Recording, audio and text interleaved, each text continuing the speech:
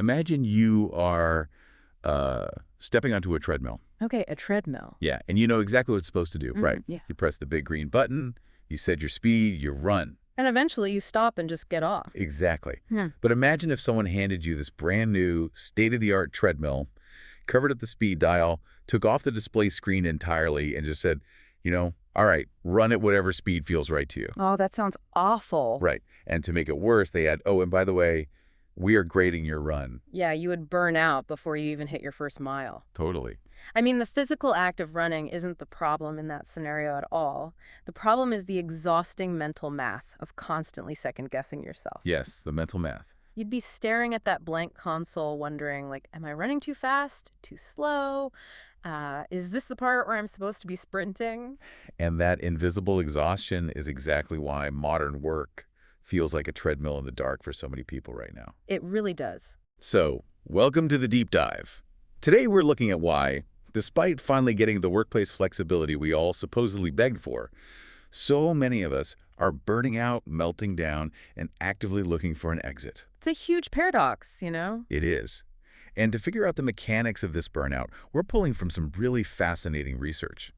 Specifically, we have an incredibly insightful article from Psychology Today by Dr. Matt Growich. Yeah, it's titled, Why Hybrid Work Feels Harder Than It Should. Okay, let's unpack this.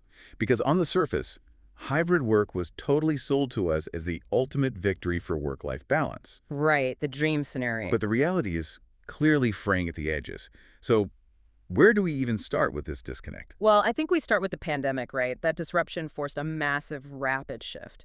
But the really interesting thing about this post-pandemic landscape is that the dust never actually settled into a single, cohesive new normal. No, not at all.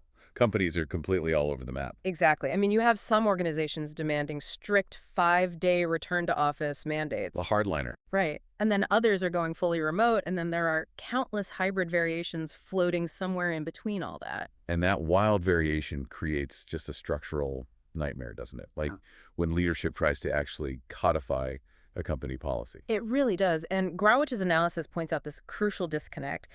When organizations write these hybrid policies, they almost obsessively focus on explicitly dictating the where.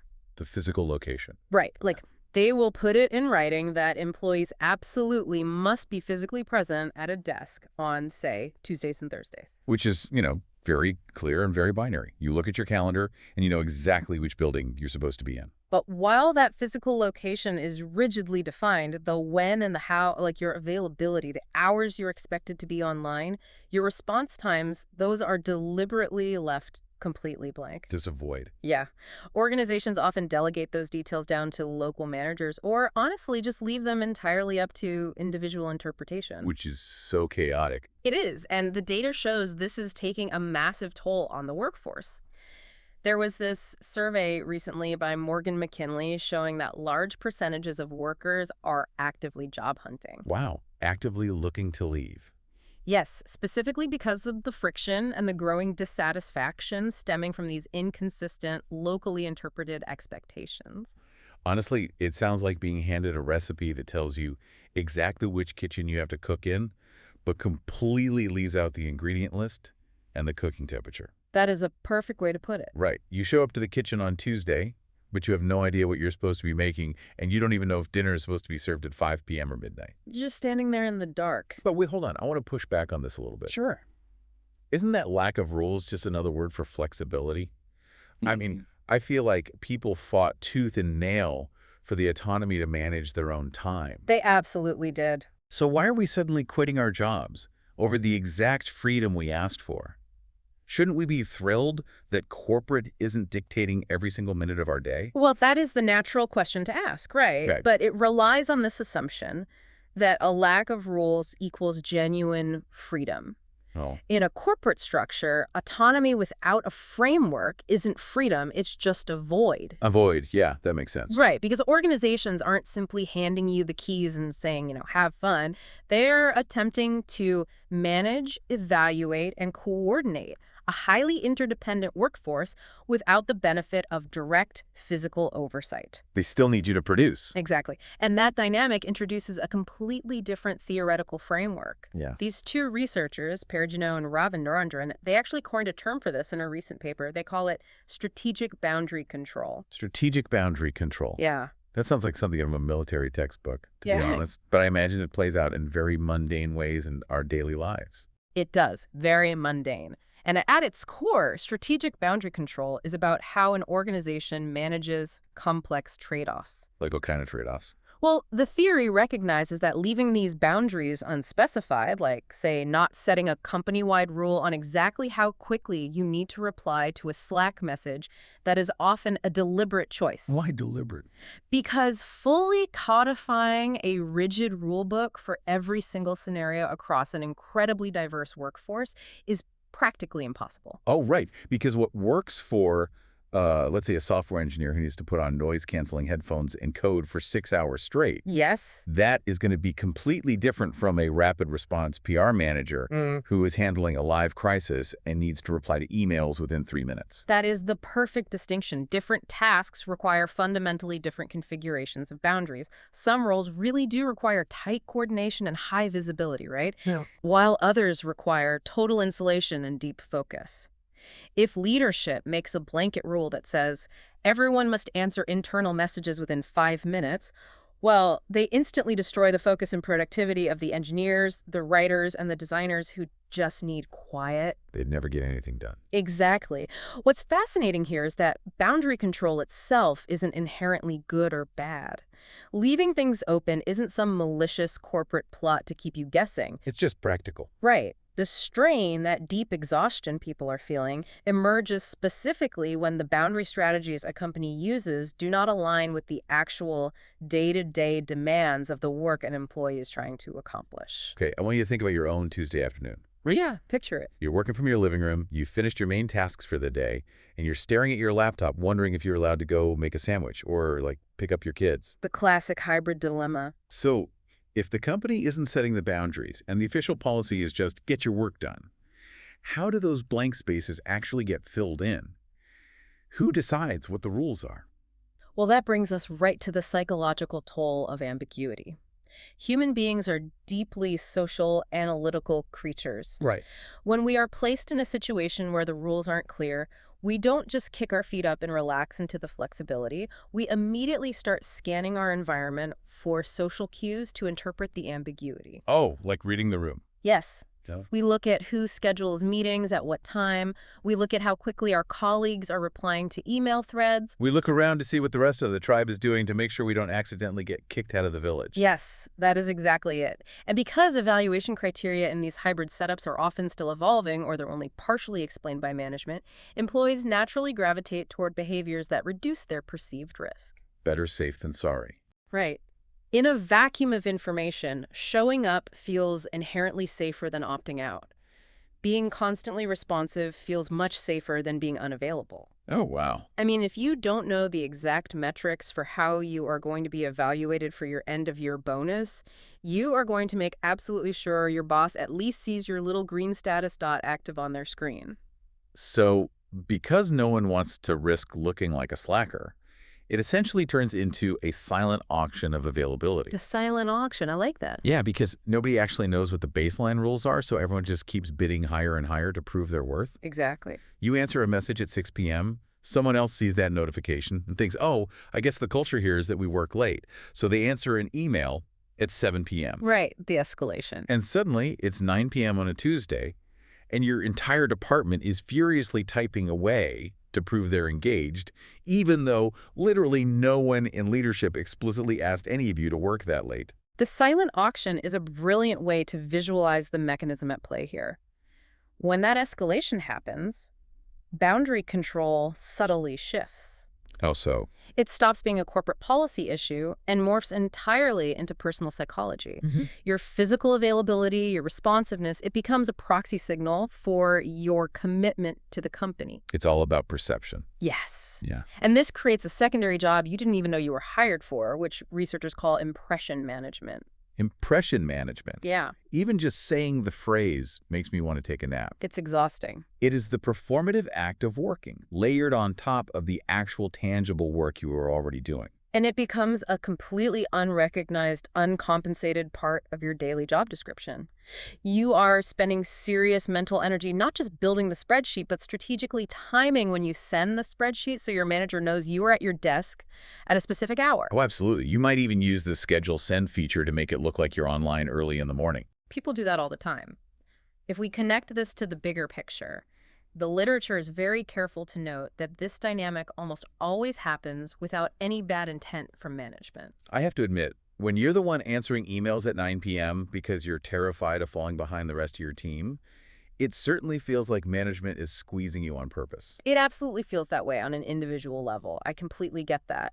But systematically, it's usually just a predictable human consequence of discretion and ambiguity colliding. They meant well, basically. Yeah, the company left the boundary open with the intention of giving you adaptability, but when that ambiguity substitutes for shared, explicit understanding, the balance drifts toward caution. We overcompensate. Exactly. Employees protect their livelihoods by overperforming availability, and the mental cost of that caution is absorbed entirely by the workforce. Which perfectly explains the exhaustion. You're constantly managing this invisible metric of perception. It's heavy. So if this silent auction is burning everyone out, causing this massive wave of job hunting, why doesn't HR just step in and end the auction? That's a logical question. Right. Like, why don't companies just create strict, across-the-board rules for responsiveness?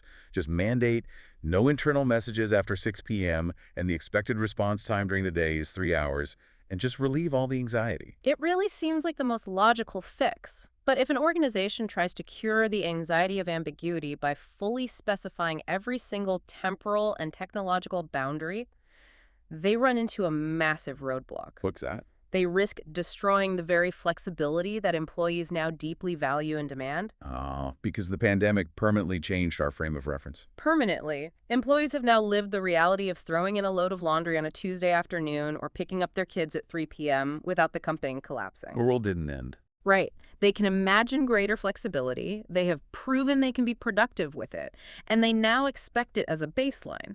So if an organization tries to walk that back and enforce rigid rules on time and availability just to cure the impression management anxiety, they face a massive revolt and a retention crisis. Here's where it gets really interesting. Yeah. Management is essentially trapped between two fiercely competing pressures. Completely trapped. On one hand, employees are demanding the preservation of this newfound autonomy. On the other hand, those same employees are suffering from the ambiguity that autonomy requires. It's a paradox. It's like trying to transition an orchestra into a jazz band. Oh, I like that. Right. The orchestra is the old office model. Everyone has sheet music, a conductor, and you know exactly when to play your notes. Very structured. But hybrid work is a jam session.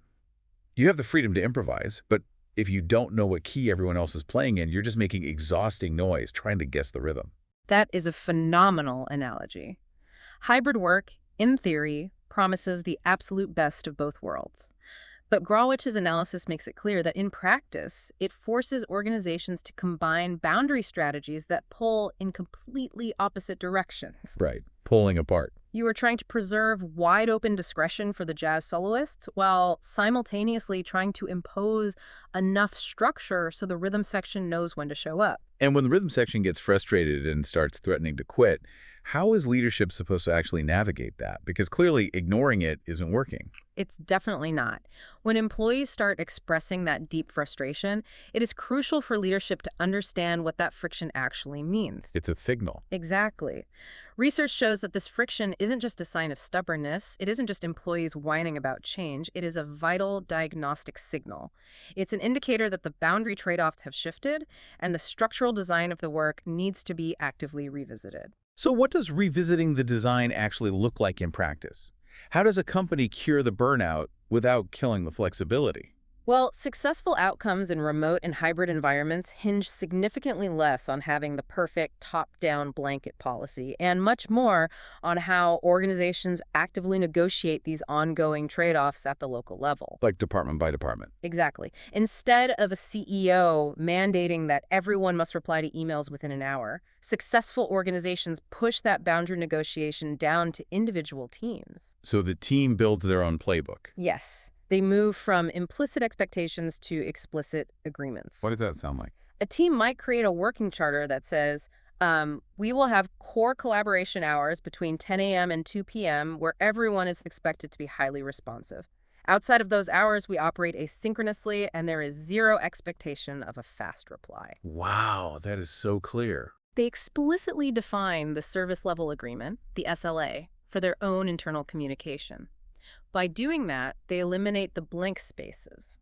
You don't have to guess if you need to be online at 4 p.m. because the team explicitly agreed that you don't. That makes total sense. You replace the terrifying silent auction with a loud, clear conversation about how we are actually going to work together. Precisely. It treats the hybrid setup as a living, breathing negotiation rather than a static PDF handbook sitting on a company intranet. And treating these decisions as ongoing design tensions rather than minor administrative details is the key to stopping the burnout. Okay, let's take a breath and synthesize all of this.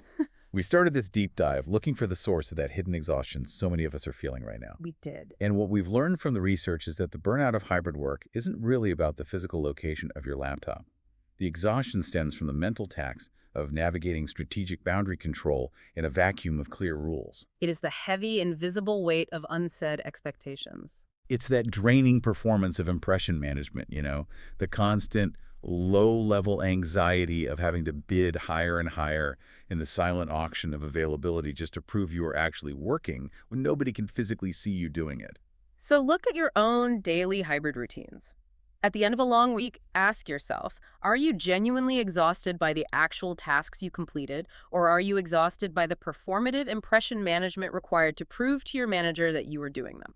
That is a great question to ask. Recognizing the difference between productive fatigue and performative burnout is the first step to reclaiming your own boundaries. So what does this all mean for the future? Where do we go from here now that we can finally put a name to the thing that's making us so tired? This raises an important question, and it's something the research hints at when it mentions the problem of evolving evaluation criteria. Okay. If impression management and the constant need to prove you are working have become the unrecognized silent tax of the hybrid era, how will the entire foundation of performance reviews have to radically change? Oh, that is a massive implication, because right now, the metrics we use to evaluate a good employee are fundamentally broken for this new environment. Completely broken. I mean, if a company's current system quietly rewards the person who bids the highest in that silent auction, the person who replies to an email the fastest at 8 p.m., or the person who is always green on Slack, then that company is measuring anxiety and not productivity. Wow. Yes. So the provocative thought to leave you with is this. If hybrid work is here to stay, how do we fundamentally redesign our corporate metrics to measure a worker's actual tangible output, rather than just rewarding their performative visibility? Because until we fix the grading system, we're all just going to keep running on that treadmill in the dark, exhausting ourselves by trying to guess the speed, and nobody wins that race. No, they don't. That is a perfect place to leave it for today. Thank you for joining us on this deep dive. Keep questioning those boundaries, and we will catch you next time.